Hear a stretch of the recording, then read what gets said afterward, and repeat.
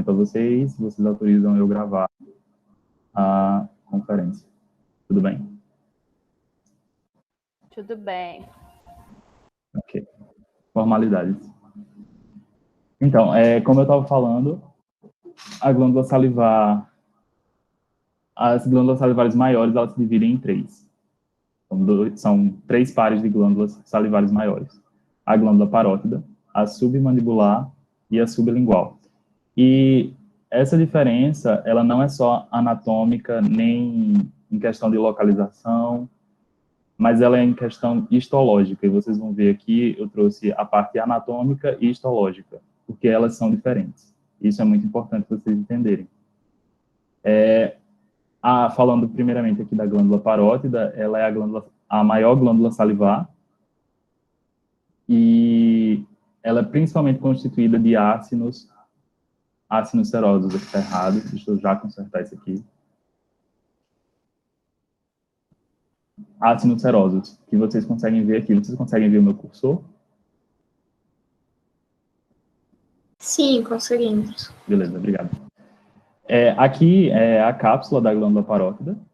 Tudo isso aqui são os ácinos, e vocês conseguem ver aqui na histologia que tem um tecido conjuntivo dividindo a glândula em lóbulos.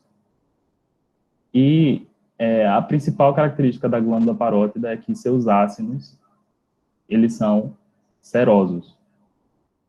E quando eu passar para o próximo slide, vocês vão conseguir enxergar bem a diferença, principalmente na coloração. Ácido seroso significa que ela secreta muita proteína, muito mais proteína do que outro componente. Aí, no caso aqui, a glândula parótida, ela também é responsável pela saliva da alimentação, ou a saliva estimulada, porque essa saliva é rica em amilase, e vocês vão ver que a amilase é um componente da saliva que tem função na digestão. A digestão já começa na boca, com a quebra dos amidos, em maltose e etc. Então, essa glândula parótida, ela é responsável principalmente pela saliva estimulada e por secreção serosa. Aí, a próxima glândula maior é a glândula submandibular. Ela tem metade do tamanho da glândula parótida. E aqui na lâmina histológica, vocês já conseguem ver a diferença na coloração. Porque essa glândula submandibular, ela é considerada mista. Ou seja, ela tem tanto ácidos serosos quanto ácidos mucosos. Vocês conseguem ver aqui essa coloração aqui mais com hemoxicilina, bem semelhante aqui à da glândula parótida.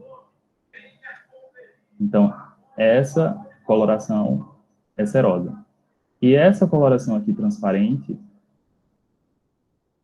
é o que dá a característica mucosa do ácido. Então, essa glândula submandibular é uma glândula mista. Ela tem tanto ácidos serosos quanto ácidos mucosos. E a sua principal atividade é no fluxo salivar não estimulado. Aí, o que significa isso? Significa dizer que, basicamente, quando você não tem nenhum estímulo de alimentação, nenhum estímulo mastigatório, quem está secretando saliva na sua boca é a glândula submandibular, principalmente ela.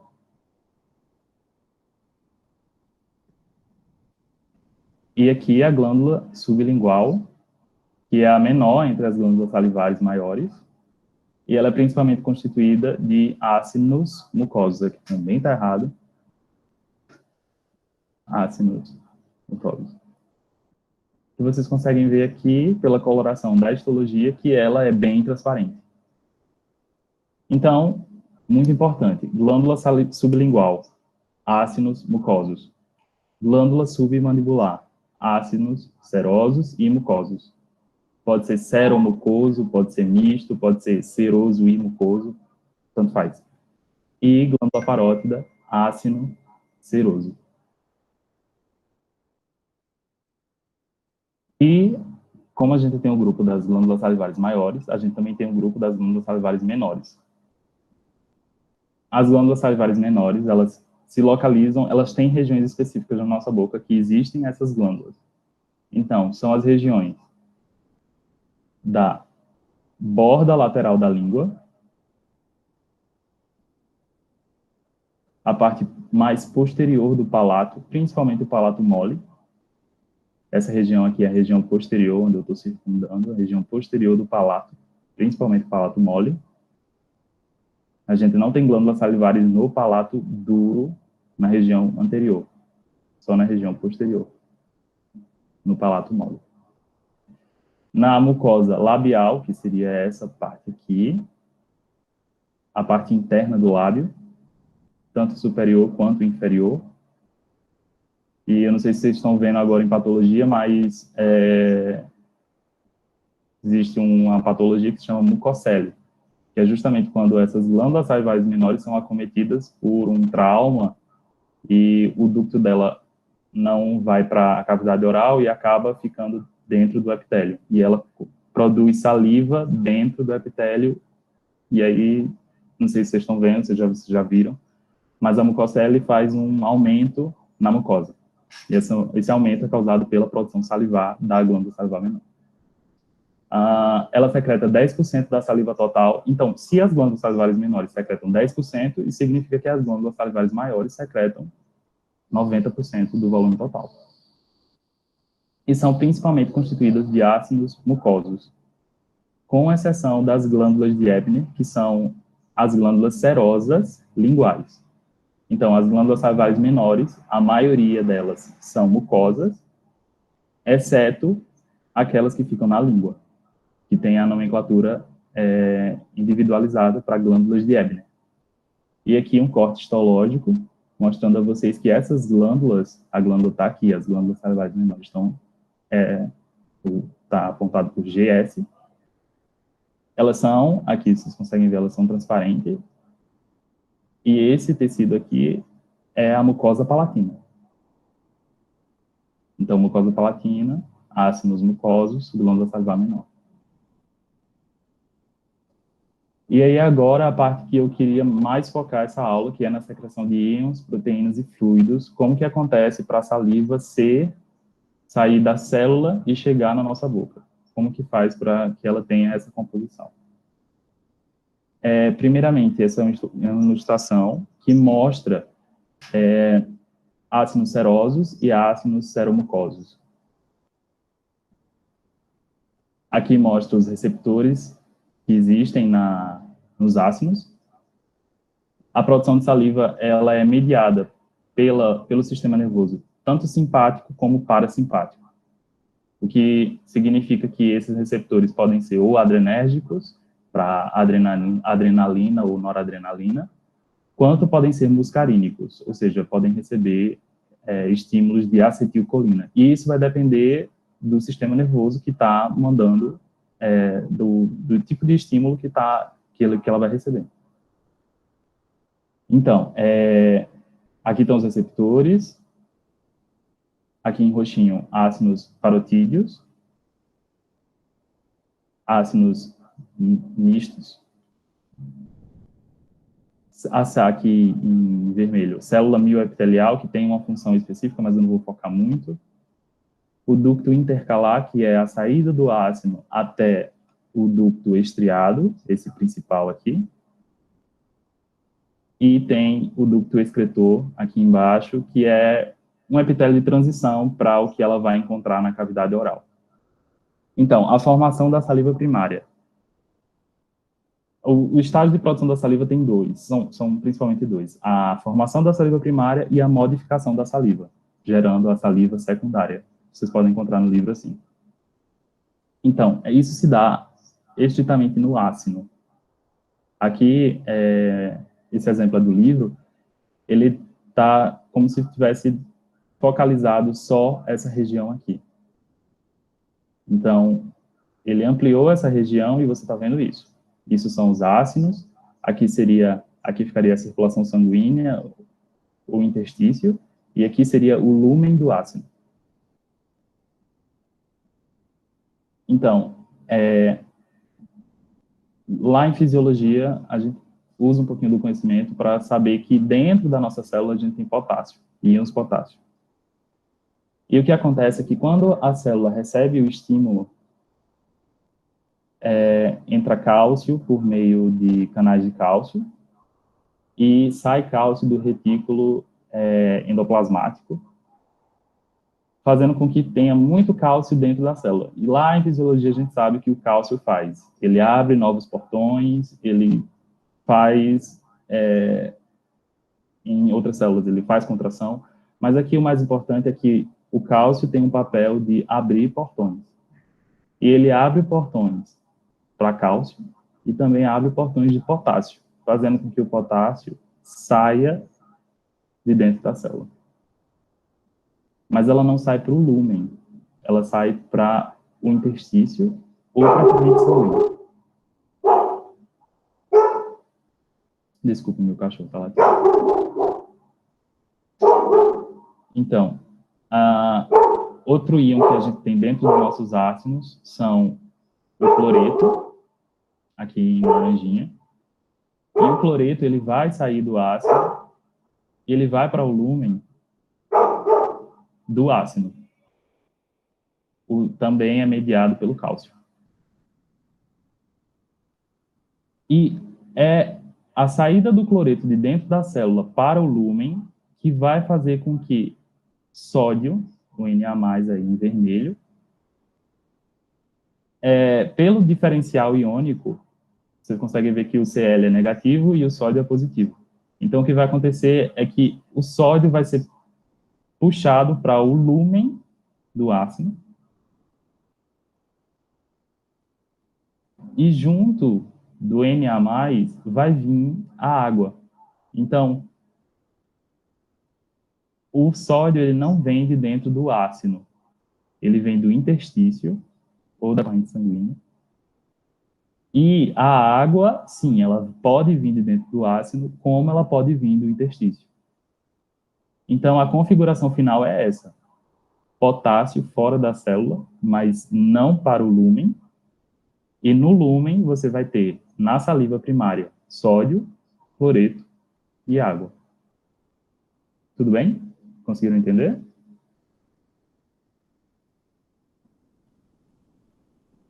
Sim.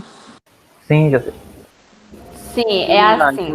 O cloreto, ele vai para o lúmen porque o cálcio abriu o portão. Isso. Aí o cloreto vai puxar o Na para dentro por causa da diferença de eletronegatividade. Correto. E isso tudo vai formar o sal, vai puxar a água para dentro do lúmen. Isso, não necessariamente se forma sal. O próprio íon sódio, ele já tem a capacidade de, por causa da osmose, ele já consegue puxar a água para onde ele vai. Certinho? Não precisa formar o sal, mas só o próprio sódio já consegue ter essa capacidade. Show, entendi. Pronto, e tudo isso aqui, gente, vocês vão ver no livro que tudo isso é mediado por cálcio, que tudo isso aqui sai por causa de bomba de sódio e potássio, por causa de portões de cálcio, por causa de ATPases.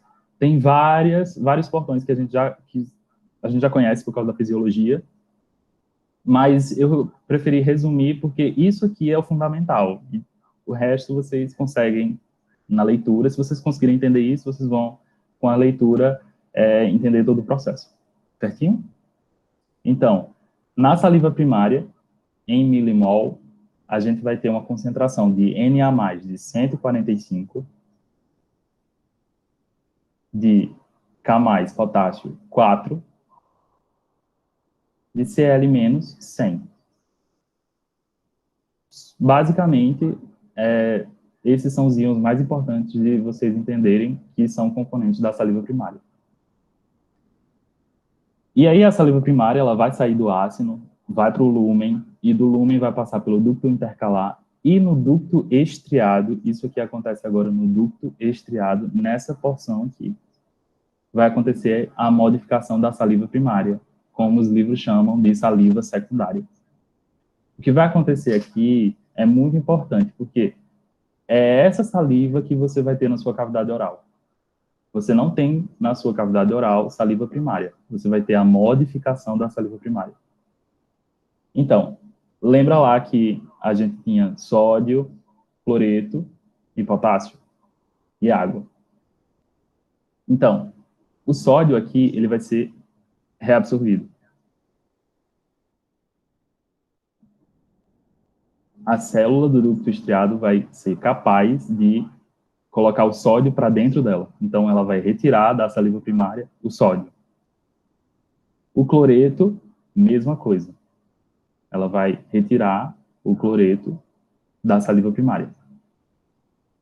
O bicarbonato é diferente. Aqui existe um sistema de cotransporte, que a gente viu lá em biologia celular. O bicarbonato aqui, ele vai sair de dentro da célula para o lúmen. Então, a saliva primária agora vai estar rica em bicarbonato. E o potássio também vai ser incorporado na saliva. Então, a modificação da saliva primária é basicamente isso. A célula do ducto estriado puxa NaCl para dentro dela, sódio e cloreto, e joga para a saliva bicarbonato e potássio. Só isso. Certinho? Tudo certo. Tudo certo. Pronto. Então, essa é a saliva que vai estar na cavidade oral. E como vocês viram que existem modificações iônicas, a concentração também vai ser diferente daquela que eu mostrei da saliva primária. E essa diferença também existe, é importante falar, que as concentrações iônicas, elas se modificam se a saliva foi estimulada ou não estimulada. O que é a saliva estimulada e não estimulada? A saliva não estimulada é aquela que a gente está gerando quando não existem estímulos. Quer dizer, existe o estímulo do sistema nervoso parasimpático formando saliva. Mas o que eu quero dizer é um estímulo gustatório, um estímulo olfativo, ou um estímulo da fala, um estímulo da mastigação. Tudo isso modifica a concentração iônica da saliva que vai estar na cavidade oral. E a concentração de sódio na saliva não estimulada é 2, e na saliva estimulada é 47. A concentração de potássio na saliva não estimulada é 27 e na saliva estimulada é 20. A concentração de cloreto na saliva não estimulada é 23 e na saliva estimulada é 40. E de bicarbonato na saliva não estimulada é 2 e na saliva estimulada é 25. Então, vendo todas aquelas animações e vendo essa tabela, é como se a saliva estimulada fosse uma produção mais rápida de saliva, porque o ambiente oral precisa de saliva, então o corpo vai fazer a saliva de uma forma mais rápida. Então, não tem tempo de ter aquelas trocas iônicas. Então, vocês conseguem ver que a saliva estimulada ela tem muito mais concentração de Na+, porque é como se aquela célula lá do ducto estriado não tivesse tempo de reabsorver todo o sódio. Assim como aquela saliva primária que veio, ela tinha pouquíssimo potássio. Então, como é uma produção mais rápida na saliva estimulada, não tem tempo da célula jogar potássio para essa saliva.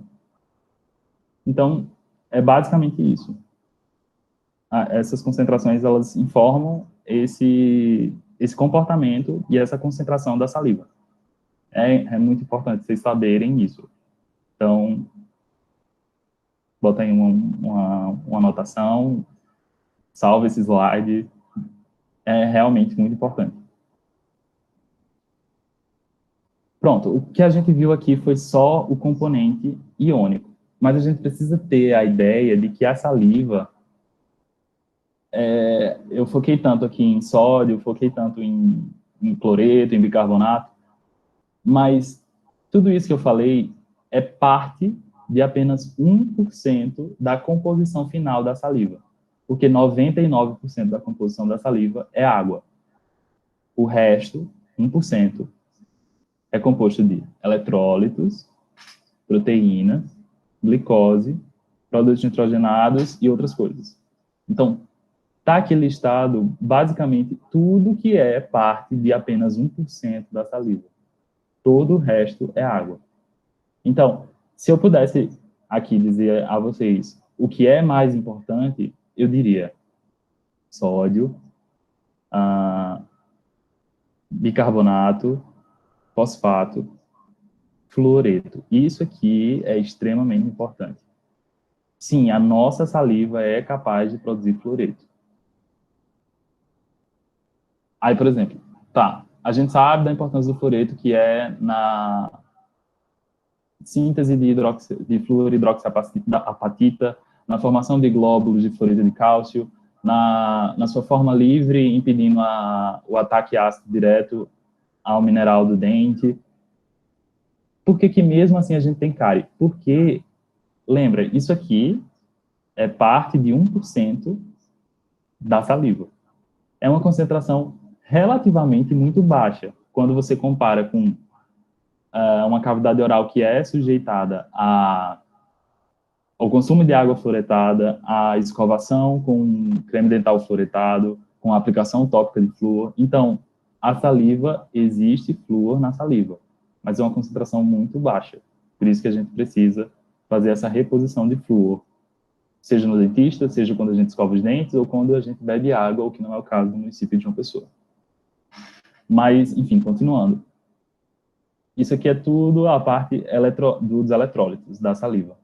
Além disso, a gente tem enzimas, imunoglobulinas, glicoproteínas, albumina, polipeptídeos, oligopeptídeos. E aqui vem toda a lista de proteínas. Então, a gente tem mucina, lisozimas, lactoferrinas, peroxidase, alfa-amilase, lipase, proteínas ricas em prolina, estaterina, cistatina, estatina, fatores de crescimento. Tudo isso aqui é parte de 1%, lembre-se disso. E cada proteína dessa tem uma função específica. Não vou conseguir aqui mostrar para vocês exatamente o que cada proteína faz, mas eu posso destacar para vocês aqui que a mucina tem um papel muitíssimo importante. Mucina é importante estudar, porque ela tem um papel não só antimicrobiano, como ela tem um papel da função tampão da saliva. Lisozimas também são importantes, lactoferrinas também, estatina também é muito importante. A estatina ela é fundamental para a cicatrização do tecido. Então, a saliva não recobre as mucosas, a mucosa oral. É a estatina que faz, caso aconteça um trauma, o processo de reparação é favorecido pela estatina. Além disso, também é possível encontrar lipídio e ureia na saliva. E tudo isso aqui, gente, varia conforme indivíduos e também conforme o tipo de saliva, se ela é estimulada ou não. Uma saliva estimulada para uma pessoa que está desidratada tem muita concentração de ureia, e assim vai. Então, isso aqui tudo é variável, mas tudo isso aqui está em 1% da saliva, da composição da saliva. E aqui um quadro que ele resume bem o que todas aquelas palavras significam e quais são todas as funções que a saliva tem. A saliva tem função de remineralização por causa da proteína estaterina, das proteínas ricas em prolina e dos íons cálcio e fosfato. Tem função na limpeza, por causa da grande quantidade de água e de outras proteínas. Inibição da desmineralização, isso aqui é muito importante, por causa do cálcio, fosfato e da mucina. A lubrificação por causa das mucinas e das proteínas de prolina. Tampão, isso aqui, outra coisa muito importante. A capacidade de tampão da saliva. O que é a capacidade de tampão? A capacidade de tampão é uma propriedade da química. Isso significa que, vamos dizer que eu tenho uma solução. Se eu adicionar ácido nessa solução, a quantidade do pH dessa solução vai crescer. Só que se eu tiver uma substância que tem uma função tampão, existe uma região, um intervalo, de que eu posso continuar adicionando ácido mas aquele pH da solução não vai ser alterado. Ou se alterar, vai ser muito, muito, muito pouco. E isso é uma região específica, porque se eu continuar adicionando ácido, uma hora ou outra o pH dessa solução vai ser alterado. E essa alteração é abrupta, não é uma coisa assim linear. É um quadro, é um gráfico meio hiperbólico. Então, função tampão da saliva, muito importante, é realizado por principalmente 3: bicarbonato, fosfato e proteínas, especificamente mucina. Então, além disso, tem função na digestão, com amilase, com lipase, protease, na questão do sabor, com água, proteínas, eletrólitos, na função da constituição do bolo alimentar e papel antimicrobiano. Então, vocês conseguem entender que o que eu falei aqui é basicamente a cariologia inteira, porque tem função de desmineralização, de impedir a desmineralização, tem efeito antimicrobiano, tem efeito de proteção contra ácidos por causa do efeito tampão. Então, tudo que acontece na cariologia, a saliva tem alguma importância ou ela tem alguma interferência. E todos esses nomes aqui são proteínas relacionadas ao efeito antimicrobiano, tanto antibacteriano, quanto antifúngico, quanto antiviral. Tudo bem, gente? Agora eu partiria para as questões. Alguma dúvida? Nenhuma dúvida. Foi ótimo. Pode ir para as questões. Tá perfeito. Obrigado, gente. Obrigado. Então, eu separei aqui 3 questões. Elas são questões de concurso público. Eu acabei esquecendo de colocar a fonte, mas são questões de concurso público que eu adaptei um pouco para abarcar toda a aula que eu dei aqui agora. Então, a primeira questão. A saliva protege a cavidade oral de 2 maneiras, evitando a colonização da boca por micro-organismos, oferecendo efeito tampão para os dentes e evitando a desmineralização. Baseando-se nos componentes da saliva, assinale a alternativa correta. Então, eu vou pedir para que vocês leiam e que, se possível, vocês me digam qual é a alternativa correta. Se alguém quiser fazer um comentário para justificar as alternativas que estão incorretas, o que está incorreto. Vou dar um tempinho aí para vocês, enquanto eu me hidrato aqui.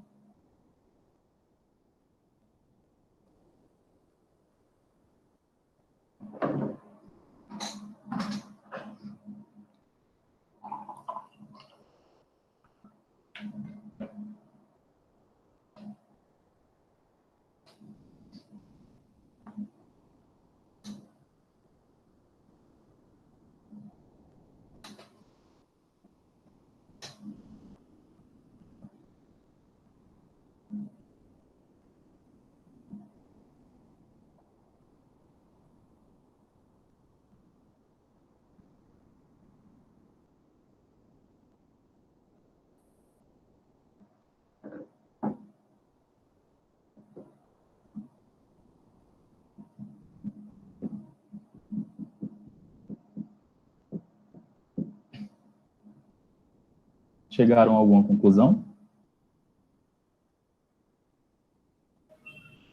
E a letra E está correta. Agora as demais Letra vai ver. Unânime. Quase unânime. Letra E, correta, verdade, tá certo. Então, vamos analisar aqui o que é que está errado na A, B, C e D. A atividade da enzima amilase permanece constante mesmo com a diminuição significativa do pH salivar. Eu não falei isso, mas pela bioquímica a gente sabe que enzimas, elas são proteínas, e proteínas são afetadas por pH e por temperatura. A gente não tem muita variação de temperatura na cavidade oral, mas a gente tem variação de pH na cavidade oral. Se é uma enzima, ela é afetada pelo pH, então não permanece constante. A lactoferrina associada à mucina exibe grande capacidade de tamponamento. Essa aqui está falsa porque a lactoferrina ela tem um papel antimicrobiano, ela não participa da capacidade de tampão da saliva. Que a letra E fala corretamente. Tampão da saliva causado por íons bicarbonato, íons fosfato e pela proteína mucina. Letra C. A mucina é uma proteína presente em grande concentração na saliva e é secretada principalmente pela glândula parótida. O erro aqui está correto dizer que existe uma grande concentração de mucina na saliva, mas está errado em dizer que ela é secretada pela glândula parótida. A glândula parótida, ela é majoritariamente serosa. Mucina é muco produzido principalmente pela glândula sublingual e em partes pela glândula submandibular. Letra D. A lisozima encontrada na saliva neutraliza os efeitos tóxicos do peróxido de hidrogênio bacteriano. Existe, sim, uma proteína que tem essa função, mas ela é a peroxidase. Então, letra E correta, parabéns. Aí é a segunda questão. Eu vou ler o enunciado, mesmo esquema, vocês me dizem qual é a alternativa que vocês acham que está correta. Entre os dois principais sistemas de tampões iônicos salivares da saliva, o do ácido carbônico / bicarbonato leva vantagem sobre o do fosfato por diversas razões. Entre elas, porque ele pode tamponar rapidamente pela perda de dióxido de carbono, porque ele é mais eficiente porque sua região de tamponamento é distante do pH do biofilme dentário, ou porque quando o fluxo salivar aumenta, a concentração de bicarbonato cai e a do fosfato aumenta. Tranquilinha essa? Vocês poderiam me dizer qual que é a alternativa correta?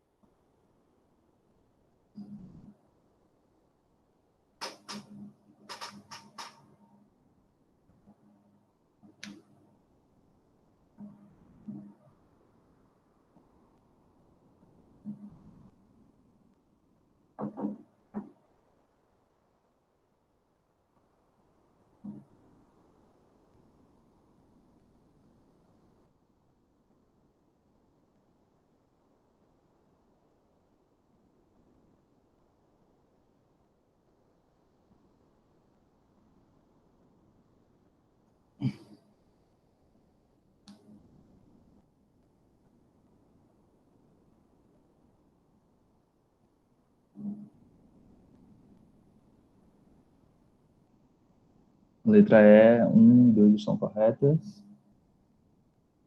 Acho que a 3 está falsa.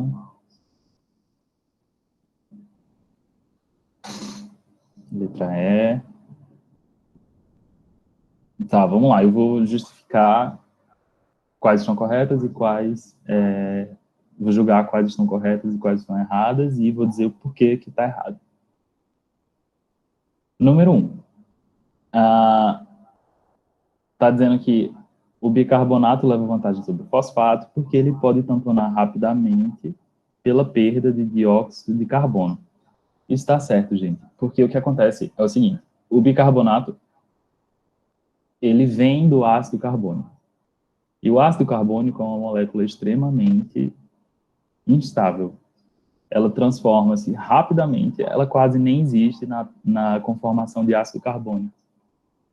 Ela é basicamente transformada em água e dióxido de carbono. E o efeito tampão tem justamente essa mesma conformação. Ela capta o ácido, transforma em água e dióxido de carbono. Então, a afirmativa 1 está verdadeira. Então, a 2. O bicarbonato, ou ácido carbônico, é mais eficiente porque a sua região de tamponamento é distante do pH do biofilme dentário. Bom, é como eu falei, se a região de tamponamento está distante do pH, então ela não tem uma capacidade de tampão. a região de tamponamento precisa estar dentro, o pH precisa estar dentro da região de tamponamento para que o tampão funcione. Que é aquilo que eu falei, se eu tenho uma solução e eu adiciono ácido nessa solução, essa solução vai mudar de pH de uma forma constante. Mas se eu tiver uma solução tampão dentro dessa minha solução, quando eu adiciono ácido, em uma determinada região, o pH não vai mudar. Eu posso continuar adicionando ácido, o pH não muda. Sendo que, se eu ultrapassar essa região, o pH muda drasticamente. Então, é por isso que essa 2 está incorreta. 3. Quando o fluxo salivar aumenta, a concentração de bicarbonato cai drasticamente, enquanto que o do fosfato aumenta. Essa também está incorreta. É verdade que quando o fluxo salivar aumenta, quando a saliva é estimulada, o nível de bicarbonato cai. Isso é verdade. Mas assim como a do bicarbonato cai, a do fosfato também cai. Então, na saliva estimulada, assim como o ácido não tem tempo, nem a célula do ducto não tem tempo de fazer reabsorção ou secreção, para um, ela também não tem para o outro. Então, o fosfato não aumenta. Então, a alternativa correta seria C. Apenas a afirmativa 1 está correta. Vamos para a próxima. Essa aqui é uma questão... ela é muito boa, porque ela consegue relacionar flúor, que é um assunto que vocês vão ver até o fim da disciplina. Ela consegue relacionar saliva. Então, bora lá, vamos ver o enunciado. Durante a consulta odontológica, a mãe de um paciente com 8 anos de idade do sexo masculino manifestou suas dúvidas quanto ao consumo de água fluoretada proveniente do abastecimento público, pois ouviu que o flúor sistêmico tem um efeito limitado no controle da cárie dentária. Então, o cirurgião dentista deve esclarecer a essa mãe que a água fluoretada, e aí vem 2 afirmações sobre a água fluoretada.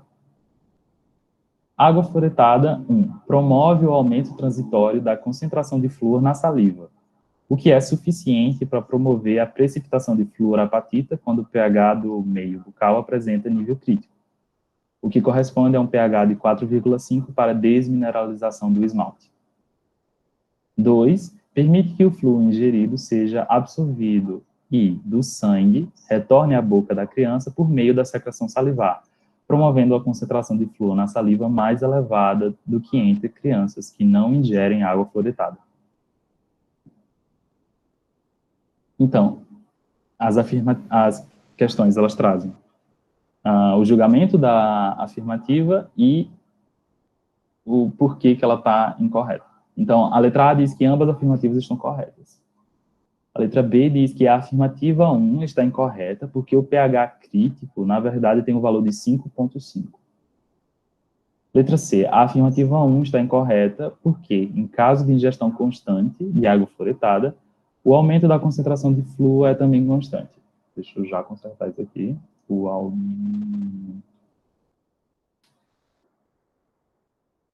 Letra D, a afirmativa 2 está incorreta porque não há secreção de flúor na cavidade oral pelas glândulas salivares. E letra E, a afirmativa 2 está incorreta porque a quantidade de flúor na cavidade oral não se altera com o consumo de água fluoretada. E aí, qual alternativa vocês marcariam?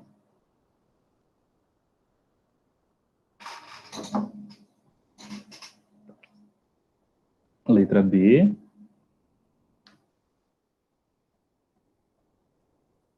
Todos letra B?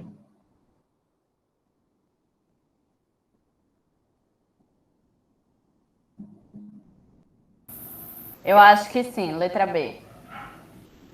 Ok.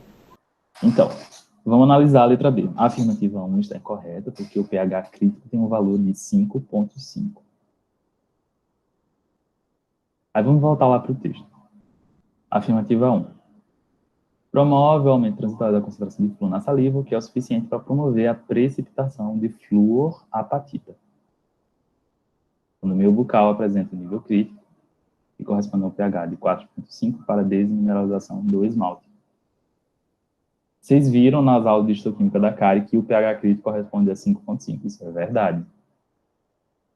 Mas esse é o pH crítico para a hidroxiapatita.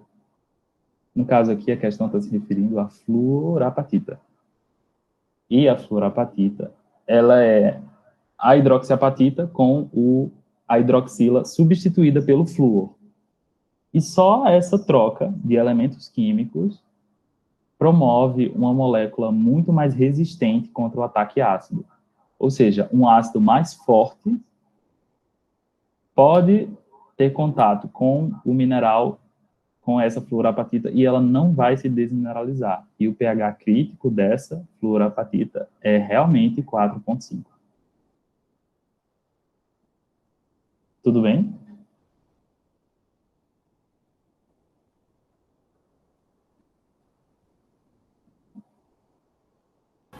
Tudo bem.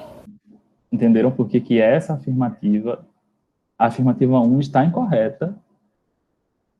Tudo bem, está incorreta, mas não é porque o pH crítico tem um valor de 5,5 na fluorapatita. Certo? Na hidroxiapatita, o pH crítico corretamente é 5,5, mas na fluorapatita esse pH é 4,5. Vamos para a letra C. A afirmativa 1 está incorreta, pois, em caso de ingestão constante de água fluoretada, o aumento da concentração de flúor também é constante. Essa alternativa é a verdadeira. O erro da afirmativa 1 é dizer que é um aumento transitório. Por quê? Olha só, essa questão, eu considero essa questão realmente muito difícil, porque ela pega aspectos muito, tanto específicos quanto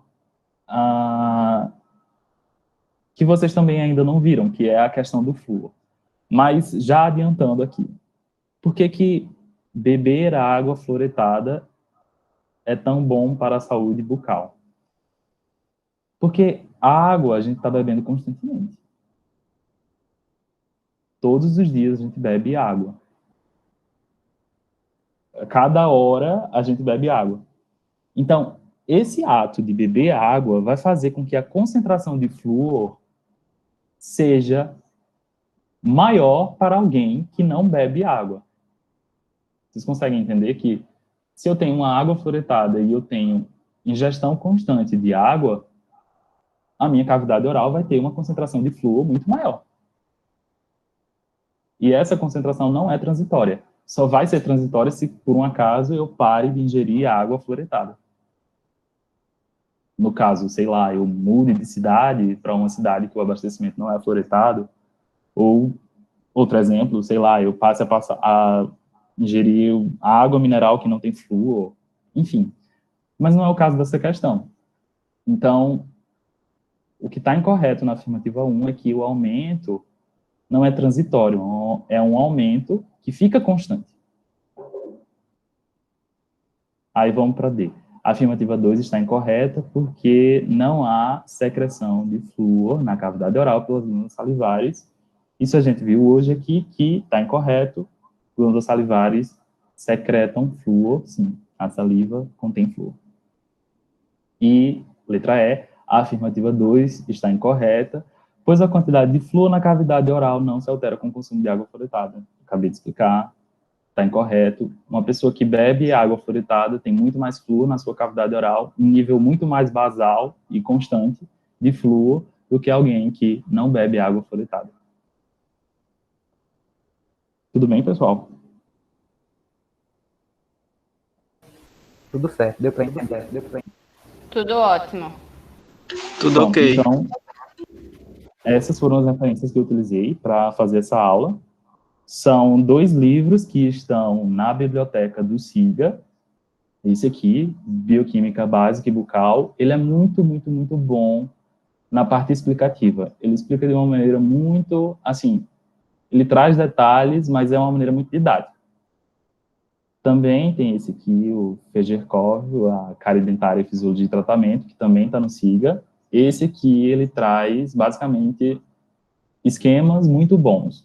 Os desenhos, as ilustrações são perfeitas. Ele é um pouco difícil, assim, de entender, uma questão de organização, mas eu sempre gosto de utilizar os dois livros, porque um é bom na ilustração, o outro é bom na didática. Eu utilizei também esse aqui, que é um livro de histologia. Ele até que fala muito bem sobre saliva na questão da cariologia. E ele explica tudo direitinho, como que os ácidos eles secretam, como que a saliva primária é modificada. Tudo isso está nesse livro aqui também, que vocês também vão encontrar nos dois anteriores. E eu utilizei um artigo científico, que é muito, muito, muito bom.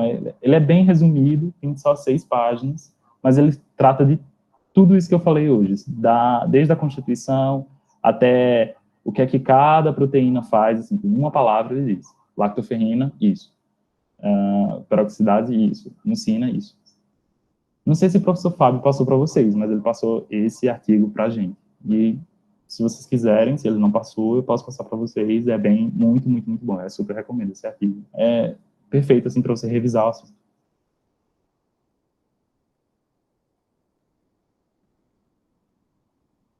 Prontinho, aí, o Júlio mandou aí no chat. Qualquer coisa eu mando, assim, para vocês no chat também, do lado do WhatsApp. Então é isso, pessoal. Eu tinha planejado isso para hoje. Deu um pouco mais do que... A gente passou um pouco mais do horário final. É isso, qualquer dúvida, vocês podem me procurar, podem me mandar mensagem privada, eu tentarei responder o mais rápido possível. Então, obrigado aí.